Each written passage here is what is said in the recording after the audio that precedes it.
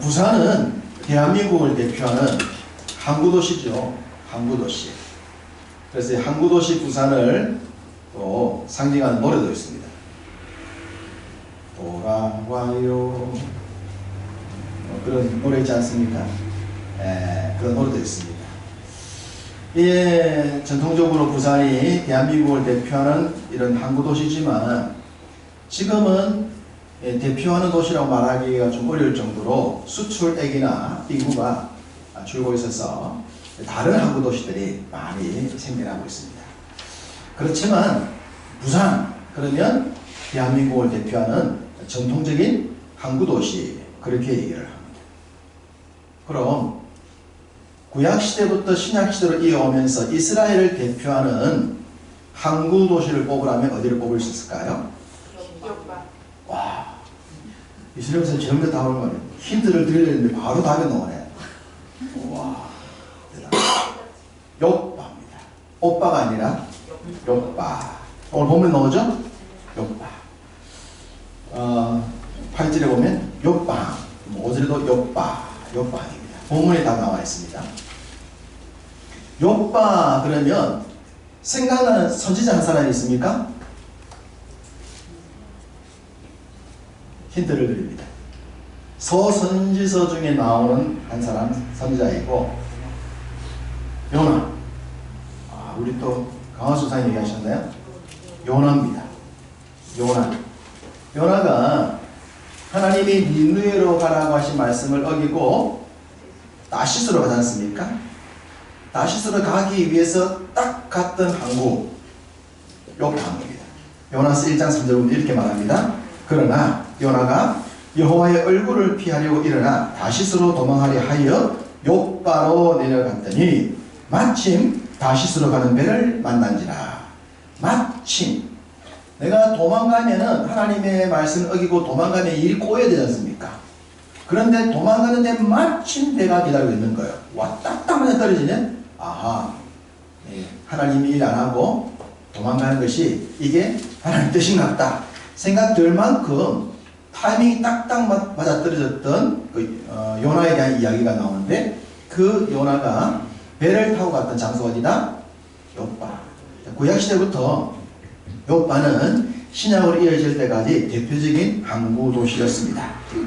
그러다가 이 욥바의 기능이 다른 항구로 옮겨지게 되어져요. 자, 부산이 전통적으로 항구였지만 다른 항구가 개발되어지고 다른 항구에서 큰 수출이 이루어지며 이제 그 역할이 큰 데로 옮겨지듯이 로마가 지배하는 시대, 신약시대로 들어와서 로마가 지배하면서 로마의 영향이 강해지면서 욥바보다도 새롭게 등장한 항구가 하나 있습니다.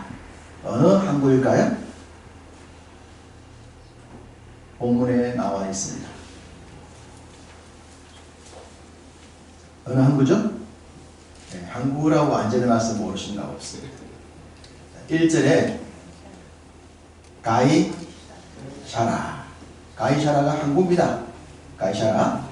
자, 로마 시대로 오면서부터 욥바를 대신하는 대표적인 항구로 가이샤라가 등장합니다. 욥바항에서도 북쪽으로 약 40km 정도 올라가면 있는 곳이 이 가이샤라라고 하는 곳이에요. 가이샤라.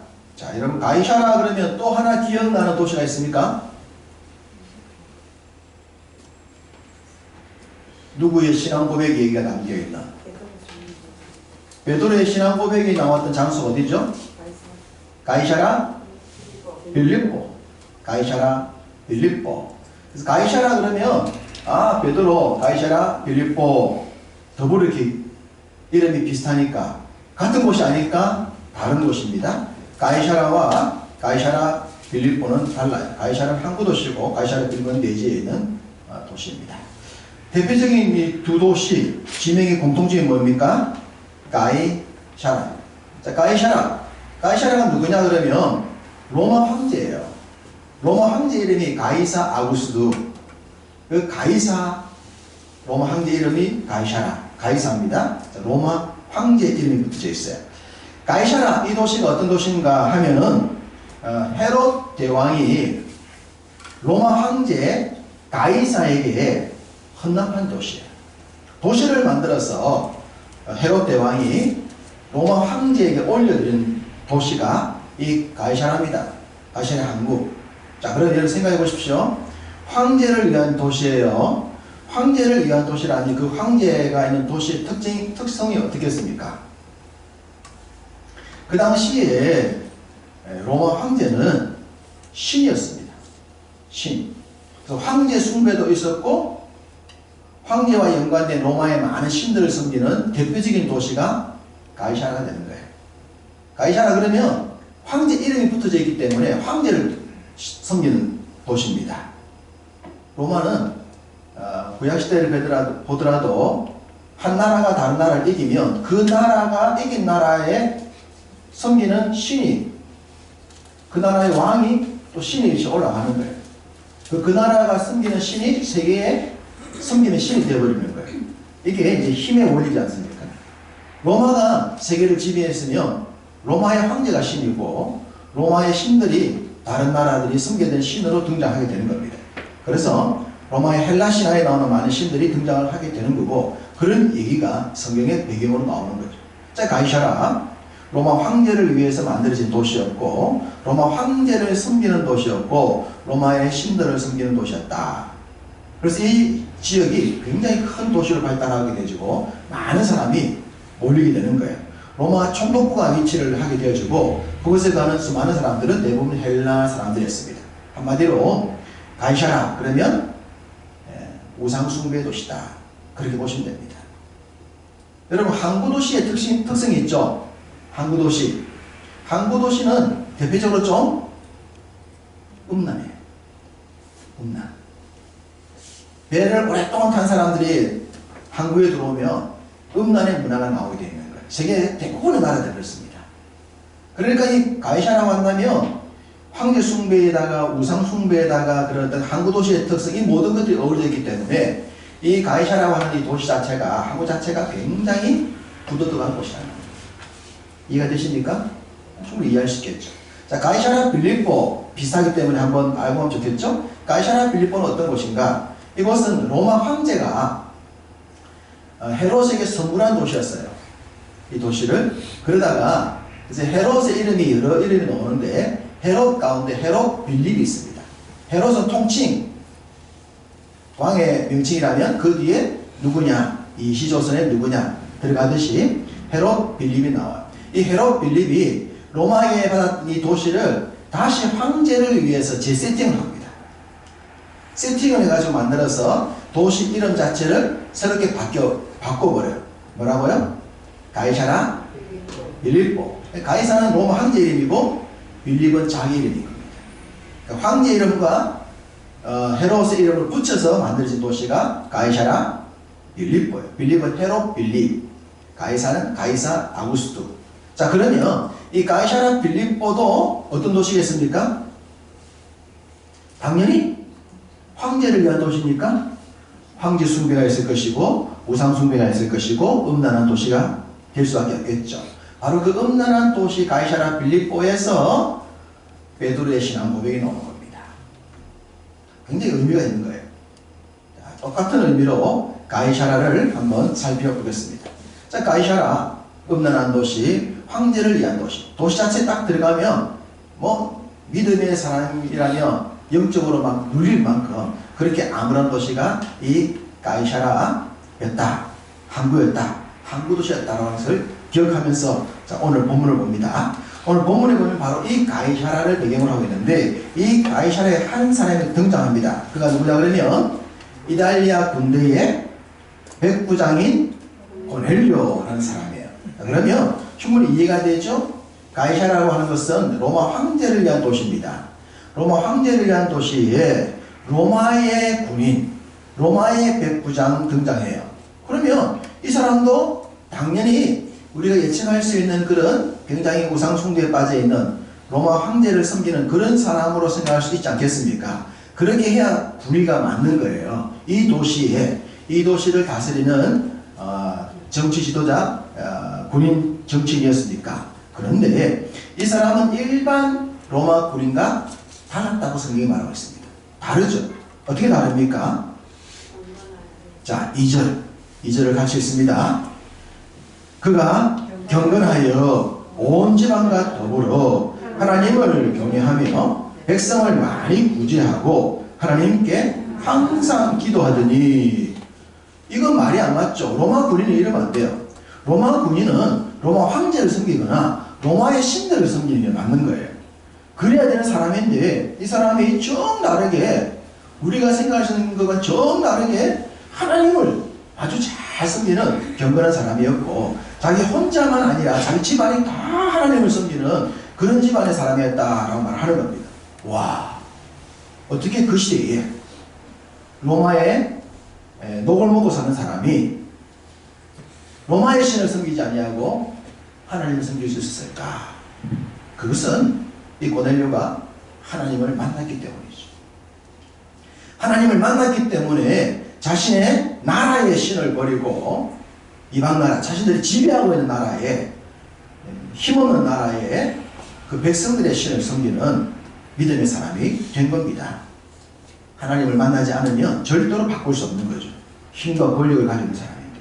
그리고 또 이 사람은 구제를 했어요. 구제. 가난한 사람을 도와주는 삶을 살았어요. 여러분, 성경이 기록되던 그 당시는 힘이 정의로 짚어왔던 시대였어요. 힘 있는 사람이 진리라고 할 수 있었어요. 그렇기 때문에 로마 군인들은 약탈을 일삼지 않습니까? 있는 사람들 것을 빼앗아서 자기 것을 삼는 사람이 로마 사람들인데, 이 고넬료는 오히려 가난한 사람들을 도와줬다니까요. 와, 이 고넬료 정말 대단한 사람입니다. 자신의 나라에서 누릴 수 있는 걸 다 누리면서도 그는 그 나라의 정통성과 전혀 다른 그런 삶을 살고 있는 거예요. 하나님을 만났기 때문에 가능한 거죠. 하나님이 어떤 분인가? 사람 위에 사람이 없는 거죠. 모든 피조물들은 하나님 앞에 동등하다. 당시 로마는 세계를 지배했기 때문에 자기들이 가장 강한 자, 높은 자라고 생각했겠지만, 고넬료는 그런 생각을 갖는 것이 아니라 하나님 앞에서 모든 인생은 동일하다. 그렇기 때문에 나에게 권력이 있고 나에게 재물이 있다면 오히려 약한 사람들 도와주는 것이, 이것이 하나님의 뜻이다. 이걸 믿고 살았던 사람이에요. 정말 특별한 사람이죠. 2000년 전에 로마 군인이, 권력을 가진 사람이 이런 믿음을 갖는다는 것은 쉬운 일이 아닙니다. 그러니까 참된 믿음은 시대를 탓하거나 환경을 탓할 수가 없어요.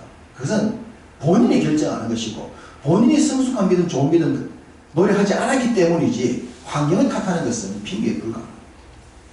고넬료는 그런 멋진 사람입니다. 이런 그에게 하나님이 환상을 보여주십니다. 오늘 본문의 내용이죠. 환상. 지난주 말씀드렸듯이 예레미야가 환상을 보았듯이 이 고넬료가 환상을 보게 됩니다. 고넬료가 환상을 보는데 환상의 내용이 뭡니까? 오늘 본문에 보니까 욥바에 머무르고 있는 베드로를 초청하라. 이것이 고넬료가 본 환상이었습니다. 고넬료가 환상을 보았는데 40km 정도 떨어져 있는 욥바, 자기가 가이사라 있고 그 욥바에 베드로가 있다. 그 베드로를 너희 집에 초청하라. 그렇게 환상을 보고 있을 때 하나님은 고넬료에게만 환상을 주신 것이 아니라 욥바에 있는 베드로에게도 환상을 주십니다. 베드로의 환상, 우리가 보따리 얘기 다 나오는데 그 내용은 이방인들을 다 하나님 백성으로 삼으라는 그런 내용이고, 어쨌든 그 환상의 핵심으로 가면 뭐냐 그러면, 너 누군가 너를 초청할 거야. 초청하면 거부하지 말고 초청에 응해. 그 내용입니다. 자, 하나님이 지금 가이사라와 욥바에 있는 두 사람에게 동시에 환상을 보여주셨어요. 가이사라에 있는 고넬료에게는 너 베드로를 초청해. 욥바에 있는 베드로를 초청해 너희 집으로 그랬고, 욥바에 있는 베드로에게 하나님 환상 나타나셔서 누군가 너를 초청할 것인데 거부하지 말고 그 초청집에 가. 그렇게 환상이 이루어진 겁니다. 나중에 고넬료가 보낸 사람들이 베드로 집에 와서 베드로가 욥바에 가이사라에 있는 고넬료를 찾아갑니다. 그러고 난 뒤에 왜 나를 불렀어요? 이방인이 뭐 그런 얘기 나오죠. 얘기 나오는데 고넬료 그러는 거예요. 하나님이 환상을 주셔서 선생님이 초청을 했으니까 선생님 오셔서 설교를 좀 해주세요. 말씀을 주세요. 신방 예배해 주세요. 그 내용입니다. 그래서 베드로가 이방인하고 교제하는 것은 심각한 일이지만 또 하나님이 분명히 환상을 통해 말씀하셨기 때문에 순종하여서 신방 예배를 드린 거예요. 설교를 한 거예요. 그랬더니 어떤 일이 납니까? 그 고넬료 집안에 성령이 임하시는 거예요. 성령이 임하면서 이 이방인이 하나님의 백성으로 변화되는 놀라운 일이 사도 베드로 눈앞에서 이루어지고 있는 거예요. 깜짝 놀래요. 이것이 바로 이방인에게 성령이 임한 최초의 성경적 기록이 됩니다. 이방인에게 성령이 임해서 성령이 강림하여 그 사람이 하나님의 백성으로 되어지는 최초의 일이 이 가이사라에서 베드로의 설교를 통하여 베드로의 눈앞에서 이루어진 거예요. 베드로가 깜짝 놀랐어요. 자기가 설교하는데 이 이방인에게 성령이 임하는 것을 처음 보게 된 거 자신도 너무 놀랐어요. 그러면서 자신이 꾸었던 환상, 보자기 환상과 그 모든 내용을 보면서 아하! 하나님이 이방인에게도 복음을 전하라고 하는 것이 하나님의 뜻이구나. 아, 이방인도 우리 유대인과 구별이 없이 하나님을 믿고 하나님의 자녀가 되는 것이 이게 확실하구나. 이걸 깨달아 알게 되는 사건이 가이사라에 있었던 고넬료와 베드로의 만남이라는 말입니다. 이것은 복음의 세계와 관점에서 볼 때 너무너무 중요해요. 복음이 유대인을 넘어 이방인에 갈 것이냐 말 것이냐, 이건 그 당시에 볼 때 너무 중요한 일이었어요. 이 사건이 있기 전까지만 하더라도 여전히 사도 베드로도 이방인이 성령을 받고 하나님의 자녀라는 확신이 없었을 때예요. 그런 때에 이 가이사라 황제를 위한 도시에서 세계 복음화의 이정표를 설립할 수 있는 획기적인 일이라고 하는 것은 하나님의 역사 관점을 볼 때 얼마나 중요한지 모릅니다. 그것이 바로 이 가이사라입니다. 그런데 10장 내용이죠. 자, 10장의 가이사라에서 이방인 고넬료가 거듭나기 전 하나님이 사도행전 1장 8절에서 성령이 임하며 예루살렘을 벗어나 사마리아를 벗어나 땅끝까지 가게 될 것이라는 말씀을 주셨고, 그 말씀이 이루어진 과정을 보여주는 것이 사도행전 8장이지 않습니까? 사도행전 8장에 빌립이라는 사람이 복음을 들고 어디로 갑니까? 사마리아 가잖아요. 사마리아에 가서 사마리아에 그가 크게 부흥을 하게 되주고 사마리아에도 하나님의 구원이 임한 역사가 일어나게 됩니다. 예루살렘을 벗어나서 사마리아가 변화의 시점을 보여줬어요. 그리고 난 뒤에 하나님이 빌립을 어디로 보내십니까? 광야로 보내잖아요. 광야로 보내서 광야에서 누구를 만나요? 에티오피아의 재무부 장관을 만나지 않습니까? 네시를. 그리고 그 네시가 빌립의 설교를 듣고 빌립의 성경 해석을 듣고 세례를 받고 하나님의 자녀가 된 역사를 하죠. 그것도 무엇을 보여줍니까? 이방인이 복음을 받고 하나님 백성인다고 하는 것을 이미 10장의 고넬료 사건이 일어나기 전에 빌립을 통해 하나님 보여주셨어요. 다만 이 빌립의 사건은 사도들과의 연결성이 좀 부족했을 뿐, 하나님은 성경의 흐름을 볼 때에 빌립에게 유대인, 벗어난 이방인에게 복음이 전달된다 하는 것을 사마리아와 광야 전도를 통해서 분명히 증거를 해 두었습니다. 그러고 난 뒤에 빌립이 어디로 가는가? 사도행전 8장을 보겠습니다.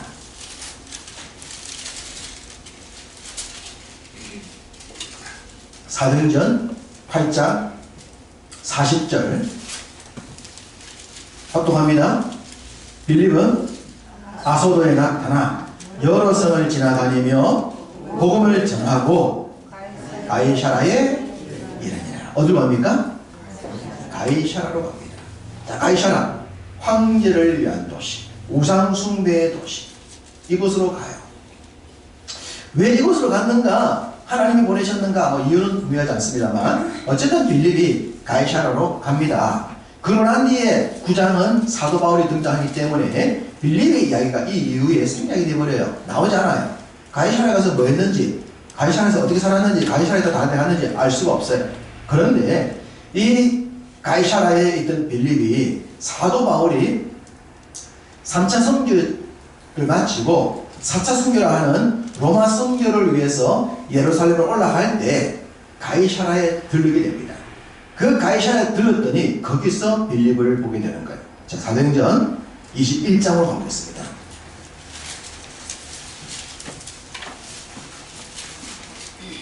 사도행전 21장 8절과 9절을 합독합니다. 이튿날 떠나 가이사라에 이르러 7 집사 중 하나인 전도자 빌립의 집에 들어가서 머무르니라. 그에게 딸 넷이 있으니 처녀로 예언을 하는 자라. 야, 8장에서 빌립이 재무부 장관 넷이 선교하고 난 뒤에 여러 선을 거쳐서 가이사라에서 머물러 살았어요. 그래서 세월이 많이 지났어요. 바울이 전도를 1, 2, 3차까지 해서 시간이 많이 지났죠. 그리고 마지막 전도를 위해서 로마로 가기 위해서 이 가이사라에 갔는데 거기서 누구를 만나요? 이 빌립을 만나요. 하나님이 빌립을 가이사라에서 계속 살게 했던 거예요. 빌립은 이후에도 믿음 생활을 잘했단 말입니다. 믿음 생활 잘했어요. 황제를 위한 우상 숭배의 도시에 살고 있었지만 자신의 사명을 잘하고 믿음을 잘 지켰고, 가정은 이전부터 이루어졌는지 이후에 이루어졌는지 모르지만 딸이 4명이 있는데 딸 4명이 다 어떤 사람이다? 예언하는 사람이다. 와, 여러분, 자녀 중에 한 명도 믿음 생활 잘하고 예언하기 쉽지 않는데요, 자녀 4명이 다 예언을 하는 사람. 자녀 4명이 믿음 생활 다 잘했어요. 그러면 이 빌립이라는 분은 사역도 성공한 사람이고 자식 농사도 성공한 사람이에요. 사역도 성공했고 가정도 성공했어요. 정말 믿음 좋은 분은 이런 모습이지 않겠습니까? 딸들이 황제를 위한 도시에서 예언을 하는 사람으로 만들어냈으니, 빌립 집사님 사도만큼 칭송받을 만한 사람이지 않습니까? 이렇게 이 황제를 위한 도시에서 하나님은 놀랍게 집사님이나 사도나 이방인 백부장이나 그들을 붙들고 하나님 나라를 만들어가고 계셨던 겁니다. 음란한 도시였기 때문에 그곳에 뭐 믿음이 가능하겠냐라고 할 수 있겠지만 그렇지 않습니다. 그런 곳에서 하나님은 크게 일하셨습니다. 그 일하심은 지금도 변화가 없습니다. 마지막으로 한 사람을 더 보려고 그럽니다.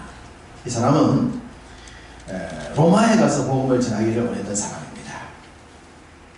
그러면서 하나님은 그에게 오래전부터 로마 시민권까지 갖게 했습니다. 그리고 로마를 향하여 자신의 목숨을 걸고 죄수된 자격으로 로마 행을 하게 됩니다. 누굴까요? 바울이죠. 그 바울이 출발했던 장소, 로마로 출발했던 항구가 어느 항구입니까? 가이사라입니다. 자, 사도행전 27장 1절. 사도행전 27장 1절 합독합니다.